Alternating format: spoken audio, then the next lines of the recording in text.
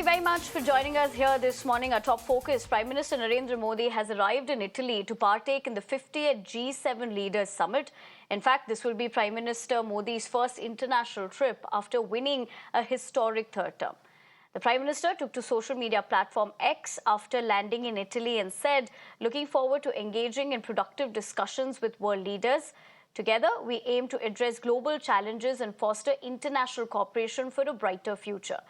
Now, India has been invited as an outreach nation to this year's G7, which will see the leaders of the world's 7 wealthiest large democracies meet in Italy for the annual G7 summit.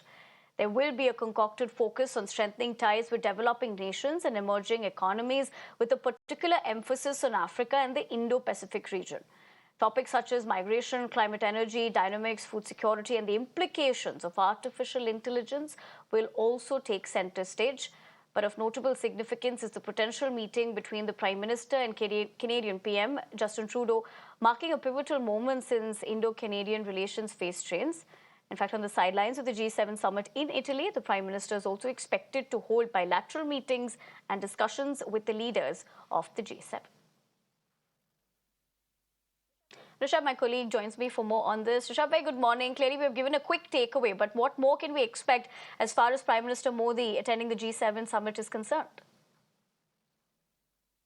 See, this whole day is jam-packed for the Prime Minister. There will be sessions of outreach at G7 summit where the topics like AI, climate change, and energy, Africa and Mediterranean affairs will definitely be discussed. But and this will also include how things are not going good in Middle East, especially in regard to the Israel-Gaza conflict. Also, the Ukraine conflict will definitely be discussed among the world leaders.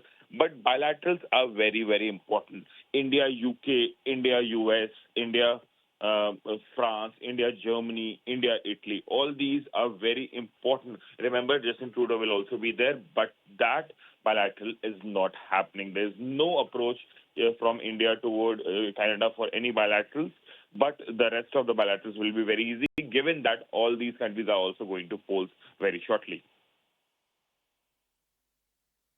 Right, Rishabh. In fact, as you point that out, and we looked at how geopolitical situations have changed in the past couple of months, that is, how do you see India playing an important role as far as the G7 and the outcome of the same is concerned?